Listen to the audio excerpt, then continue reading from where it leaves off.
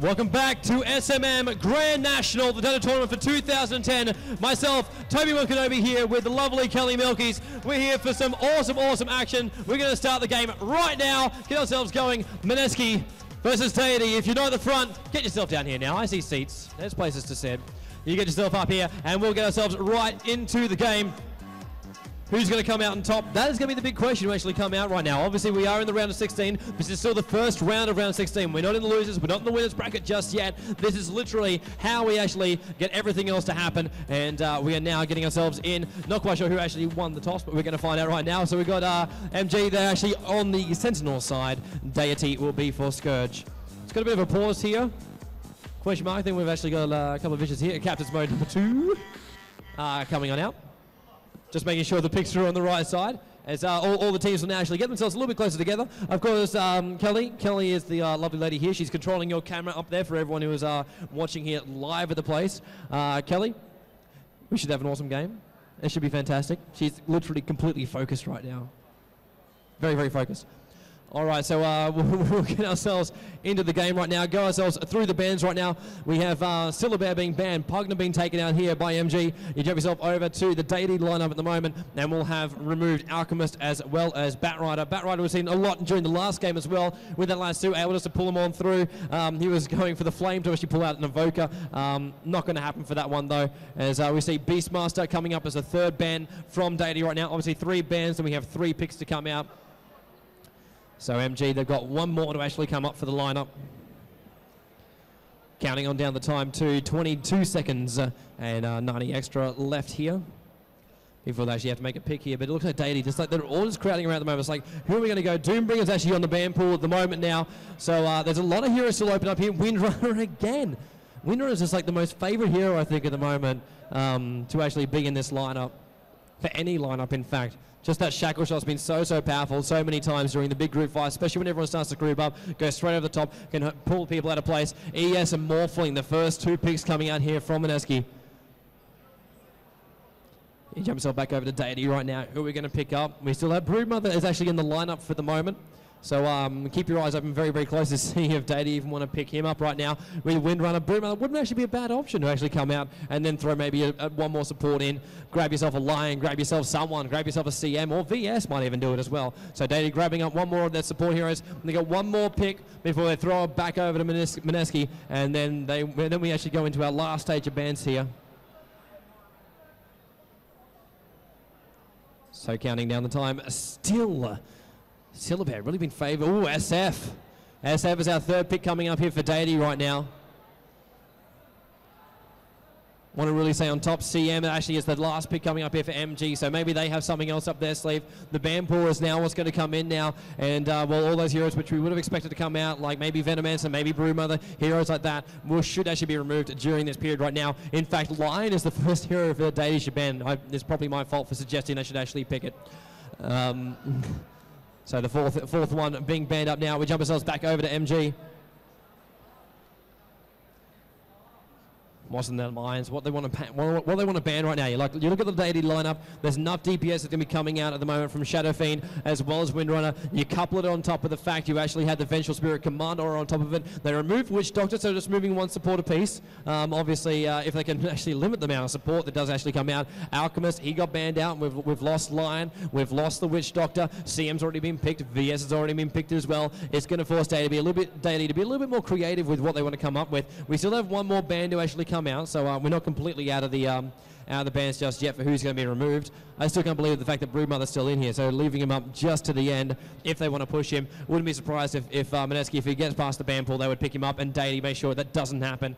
5th ban actually coming out right now, and Puck, very quick last ban coming out, so big recap of the bans. Mineski removing Syllabear, Pugna, Doom.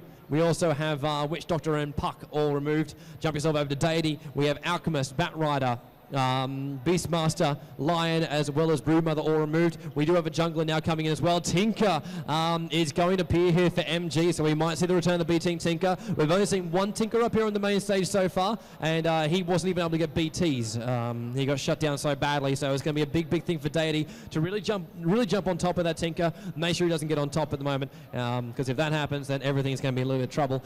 Enigma, though, will be that farm, allow them to actually run the double solo with the support coming in from the neutrals as well. Obviously, Enigma will go more than likely into the Scourge neutrals, allow the solo to go up there on the top lane. Might be anything, might even be a tri lane for the top there, so actually throw in another semi-carry while you actually have the farmer going off. And they can do that too, like VS, he can move around the top lane, you can throw in the three up there on the top, Shadowfiend can solo the middle, Windrunner can go down bottom. That's a pretty good lineup, so just got to figure out who's going to actually match up with Enigma and VS. You jump yourself over to MG, you always know Tinker's going to be solo. Morphling, more than likely with the Sentinel side, jump themselves down the bottom. Then you have the CM and ES. Bit of options with what they can actually do with that one. We've seen like a CM Tidehunter moving themselves around the map, able to let them actually gank up at different points. As Shen is actually the last one, so we see the double neutrals coming up. Deity happy with their picks, and Queen of Pain is the last.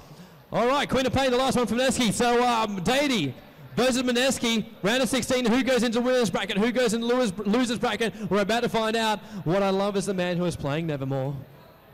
It's going to be a beautiful, beautiful thing. Who can play the better SF? I think it's literally been the competition between the players themselves here at SMM. Good luck, have fun after the pause actually coming out from Deity.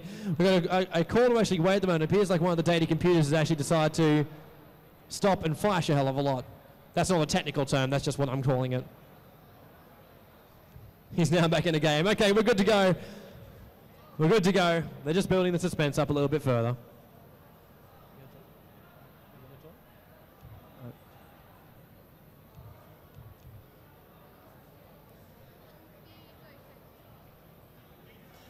All right, so now with the pause over, they will roll themselves out into their lanes and get this match actually started. Who actually gets to actually move themselves forward? Deity, we've seen them up here on the main stage a hell of a lot. Mineski, you will see them all over the international tournaments. In fact, I think even the ADC Grand Finals are coming up sometime soon as well, and we'll see them moving themselves around. And, well, lanes. It all gets a little bit thrown out there by Akasha, the Queen of Pain.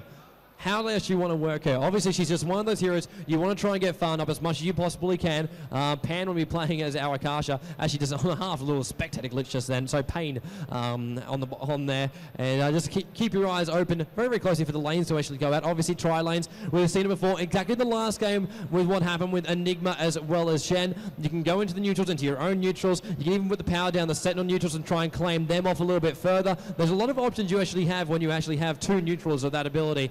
And, well, let's see exactly how they decide to roll out a little bit further now. Great wave as going to actually spawn up in 10 seconds, and then this match literally does become official. It's just literally just foreplay until we get up to this point right now. Waiting for the right times. Rune's now going to spawn up 0 seconds. Rune will actually come up. Poor little girl coming through. So the waves are going to spawn out. The heroes will be forced to reveal themselves into their different lanes and find out where they're actually going. At the moment, you can see actually up on the screen as we're actually clicking across all the different heroes at the moment. You can see who's actually going to try and go for what kind of builds here at the moment. And I'm really, really surprised at the moment to see that. No, there we go. That was what I was expecting to actually see. Shadowfiend coming in towards the middle lane, going for the block. And Tinker. It's the standard 1v1 in the middle lane. Both not wanting to come down. Obviously, they're all deciding, you know what, I don't like this. Now, finally, Sean as well as Vec quite happy to have a crack at each other.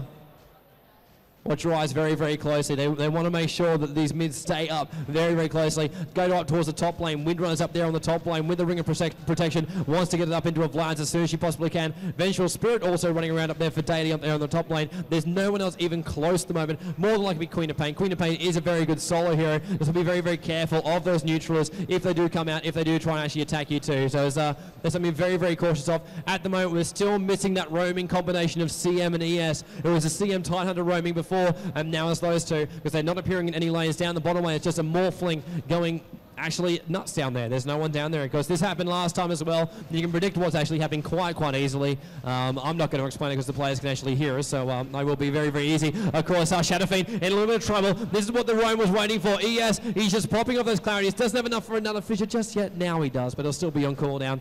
And we'll move themselves back again. Sean forced to actually pop that healing staff. The gank failing there on the middle lane, so they're going to try and protect that carry. Sean can move it through and do a lot of damage as well. Like, he can really pop off a lot of damage. I don't think, like, with his mana content at the moment, I don't think he's actually popped off a single razor. Once at level 3, then he can pop him off, or waiting for the right time to actually come down, as CM, I think, manages to catch a bit of a glimpse of someone hanging through on the other side.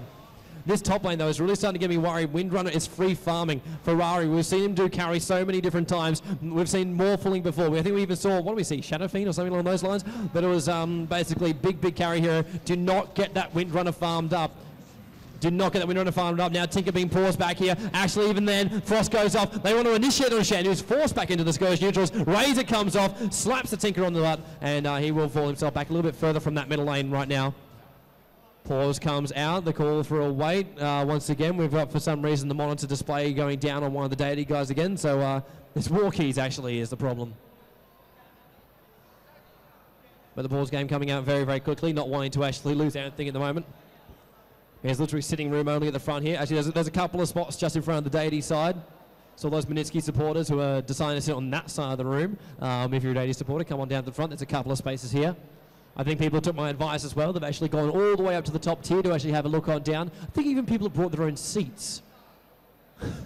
They've actually brought their own seats for the spectators. It's like an opera box. It's great. I absolutely love it. Of course, this is the main ground stage. This is where it's all happening. The big LED screen is giving everyone the view for what they actually want to see here, and what all the people at home want to see. All 10,000 viewers, so there might even be more right now. There's more people tuning in by the second going off here. It is just basically awesome Dota. Tinker still wants to keep the pressure up. Enigma. The continuous stun going off. This might be first blood. Raze is coming off. He gets him too. CM comes up. Basically, just kisses a goodbye, and Veki just basically dies. And poor CM, even if Veki wanted to run up that hill, CM was right smack bang in the way. Would have got blocked, so it would have been dead anyway. Windrunner still free farming this top lane of Kasha, trying to use that fog of war to get those denies out there. There's no one actually stand for it right now. Windrunner just moving himself down. Ferrari just tagging it back again. Level 1 against a level 4 up there on the top. That's how powerful Windrunner's going to be, and how much fun they've actually got. This is a very bad position here for Mineski Gaming. They cannot allow this Windrunner to get even stronger than they are right now. You've got to move around. You've got to get the ganks off. It's 0-1 right now with the Shadowfiend claiming that one. He's going to get stronger. Tinker needs those BTs as well. Push the lanes out. You can be aggressive as well. You can go many different ways. Just like the bottom lane can go many different ways, with the heroes just running themselves around in a circle right now, waiting for the right time. Fiji goes off, and in comes the